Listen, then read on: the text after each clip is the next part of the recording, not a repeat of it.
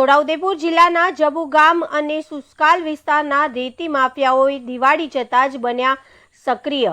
સરકારી નીતિ નિયમોને છેડેચોકે ભંગ। હજુ સુધી નદીના વહેણમાંથી બેફામ રેતી ઉલેચીને થઈ રહ્યા છે ઢગલા, તો ક્યાંક નદીના કુદરતી વહેણ પર રેતીનો જ આડબંધ બાંધીને પાણીના વહેણને પોતાની મરજી મુજબ વાળવાના થઈ રહ્યા છે પ્રયાસ। હજુ સુધી સરકારી તંત્ર દ્વારા કોઈ જ જાતની માપણી, સર્વે કે સીમાંકન વગેરેની પ્રક્રિયા પૂર્ણ કરવામાં આવી નથી। નદીમાં રેતી લીઝના હદ નિશાન મારવામાં આવ્યા નથી અને આ હદ નિશાન માર્યા વગર રેતી ખનન કરી ન શકાય આવો નિયમ છે। તેમ છતાંય આ રેતી માફિયાઓ પોતાના બાપનો બગીચો હોય એમ ઓરસંગ નદીમાં વહેતા વહેણમાં ભૂખ્યા વરુની જેમ તૂટી પડ્યા છે।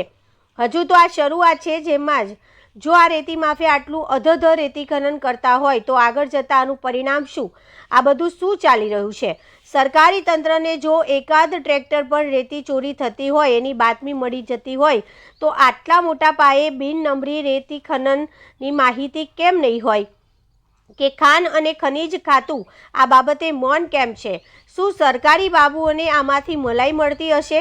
તેમનું સેટિંગ હશે કે પછી વાડ જ ચીબડા ગળે એમ આ બાબુઓ ઉપર રહીને આ સિહોદ, સુસ્કાલ, કુકણાથી માંડીને જબુ ગામ, મેરિયા પુલ સુધીની ઓરસંગ નદીની કુદરતી સંપદાને આ રેતી માફિયાઓના હાથે લૂંટાવીને લહેર પાણીની જલસા કરી રહ્યું છે।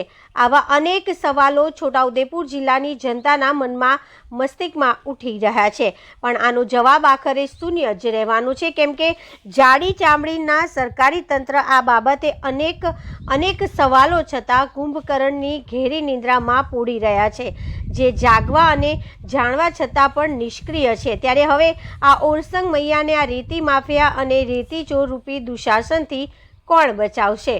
તે એક મોટો સવાલ છે। રિપોર્ટર સંજય સિંહ રાણા, જબુ ગામ।